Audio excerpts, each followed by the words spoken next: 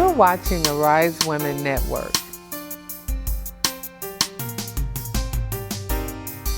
Greetings. You're listening to QNef of QNef Speaks. This is my first recording, my first YouTube video. My name is QNef Smothers. I'm a producer, a writer, a blogger, a Facebook music group moderator and owner. And I decided to jump on this YouTube bandwagon. There's a lot that I want to say, and I want my audience to start subscribing, come aboard, because we're in for a ride. I'm going to be bringing forth documentaries, short movies, videos. I was inspired to start QNef Speaks by YouTubers such as Dr. Boyce Watkins of Your Black World, Pharaoh Said That, Fly Nubian Queen, Tone Talks, and Yvette Carnell of the ADOS movement. We're also going to be talking about the ADOS movement. So just keep your hats on and hold tight. This episode is about the transfer of wealth and health. I'm going to speak a little bit about Popeyes chicken. I want to ask this question. Was this recent marketing tactic from Popeyes chicken, was it a transfer of wealth and health? See, I'm trying to eat healthier. I'm really going toward a more plant-based diet, although I'm not there yet.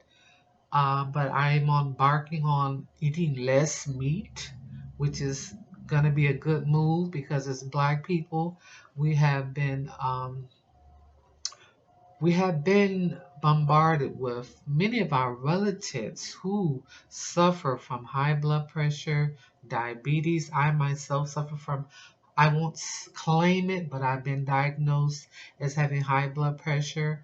I do take medication, but I know that the medication is for managing the blood pressure. It's not necessarily to cure the high blood pressure. So what I decided to do was to eat healthier and take sodium and salt out of my diet, seasoned salt out of my diet. I remember continuously still using my medication, but eating salt and seasoned salt, and I wonder why my BP continued to go up. Of course, high blood pressure stems from stress also. So you must also change the way you react and the way that you deal with people and situations around you. So it's not just the food intake and the salt diet that's in your diet. It's also stress that causes high blood pressure. So yeah, trying to eat healthier, eating less meat. Because with meat, it's pretty bland if you don't use the right seasonings. But so when I do eat meat, I do try to use more herbs and spices, garlic powder, onion powder, turmeric, which is a great ingredient that I just recently discovered that is one of the healthiest spices you can eat is turmeric, cumin. So yeah, I'm embarking on trying to be a little bit more healthier. And I bought this book called Vegan Intel, which is written by Pharaoh Said That. Um, Pharaoh Ramses. He has a YouTube channel. This book is very good because it breaks down how to become a vegan and doesn't ask you just to completely stop eating meat altogether. What you have to do is just go from one meat to another and take that meat off. For instance, pork. I don't eat pork. So you start with pork, you go to beef, and you go all the way down to fish until you become a vegan eating only plant-based foods. So right now, I'm off pork. So beef, I don't eat that much of, but I do some of, eat a little bit of it. But yeah, it definitely has helped my diet. My BP is normal. It's low. It's not high. I feel better. I look better. I don't look my age. So pretty much, yeah, it's all about health.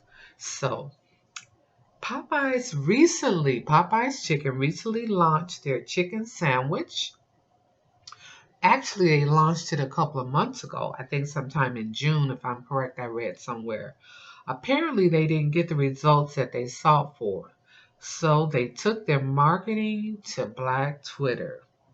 They took an aim at Black people, and by using the aim, I think what they used was the Ebonics in their marketing. There's an ad that came out with Chick-fil-A, and then it was Chick-fil-A better than Popeye's chicken. Of course, Popeyes came back, and their marketing tactic question to the Black Twitter, which I think was directed to the Black community, was y'all good? Now, if that's not Ebonics, I don't know what is. So the competition began. Blacks start testing whether or not Chick-fil-A was better than Popeye's chicken, or was Popeye's chicken better than Chick-fil-A.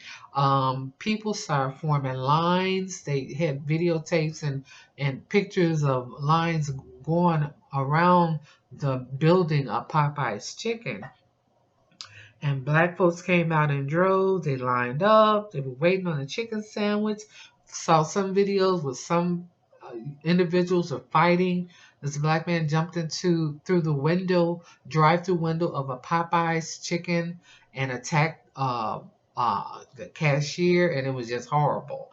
It was very embarrassing, as Dr. Boyce said on one of his recent YouTube um, show, that it was quite embarrassing, to see this.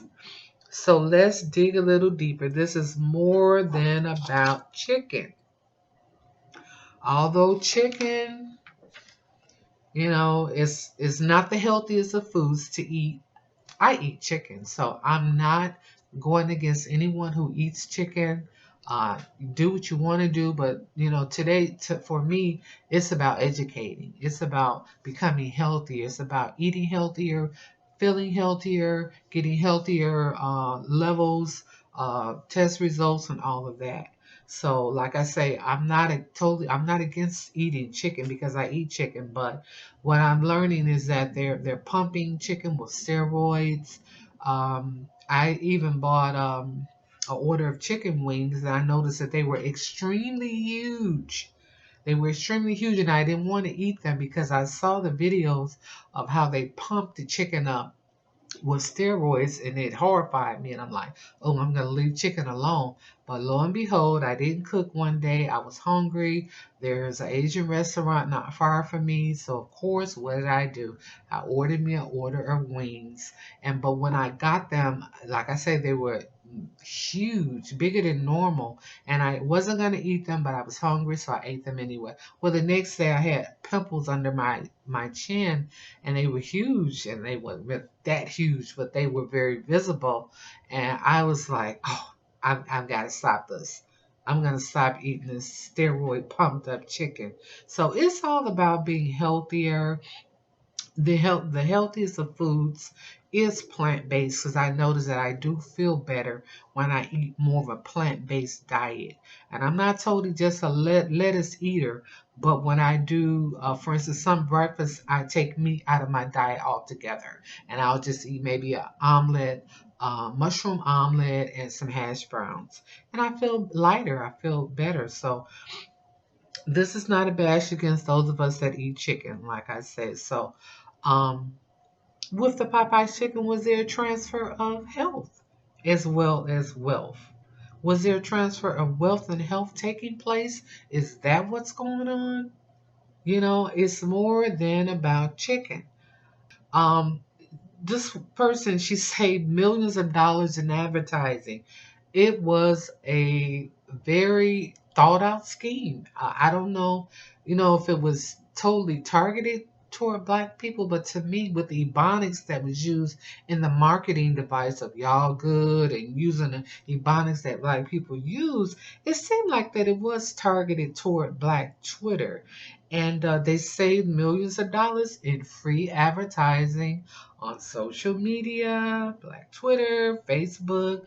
folks was going out buying those chicken sandwiches and posting and letting us know how good they were. And, you know, totally, she saved millions of dollars. Free advertising through black media. So honestly, I'm going to ask this question. Are we going backwards as a race? I mean, are we going backwards both health-wise and wealth-wise? During the Black Wall Street days and the Black Harlem Renaissance, blacks owned more. You know, I just reported that actually back in 1880, something like 1886, blacks had about the same amount of wealth that we have today. So are we going backwards health-wise as a people? You know, back in the Harlem Renaissance days, the clothes they wore, you can look at the pictures and you can see that the clothes look better. You know, they dressed their kids more well-to-do. I mean, it's like, are we going backwards? Before the Tulsa, Oklahoma bombings, you know, before the US, quote unquote, dropped bombs on its own people, black businesses were thriving. We looked good, we sound good, we had the jazz going on, we had the bands and all the men's with the suits and the ladies with the beautiful long flowing dresses. Our hair was up and we just dressed and we looked better. You know, we lived in slum neighborhoods, true enough. You know, you can look at the Harlem Renaissance pictures back in the day. You can kind of see some of the neighborhoods in Chicago, New York. They were run down, but the people looked good. I think the people were doing a lot better financially. So, you know, I'm wondering, if we can support other businesses, why can't we support one another? You know, it is reported as a race that we had more wealth back in the 1800s, or just about the wealth that we have today. We had it back in the 1800s, so that's not going forward. You know, why is it that we don't support black businesses? And I'm speaking to my own people, because before we can tell other people what to do, let's talk amongst each other. Why is it we can't support one another? Why is it we can't support Lil Ray Ray with the mixtape, the $10 mixtape? We'd rather go out and buy a chicken sandwich and support another business than buying our younger people's small business ventures or the music endeavors or whatever, even our own people that have genius ideas of new businesses. You know, we don't support, we don't share. We can share their posts, we can share their business adventures or what what they're doing. Like I said, Lil Ray Ray got a mixtape for $10, and we won't buy his mixtape and help him in his little music business, but we'll run out and buy a Popeyes chicken sandwich. You know, when I was growing up, I think, I can kind of speculate.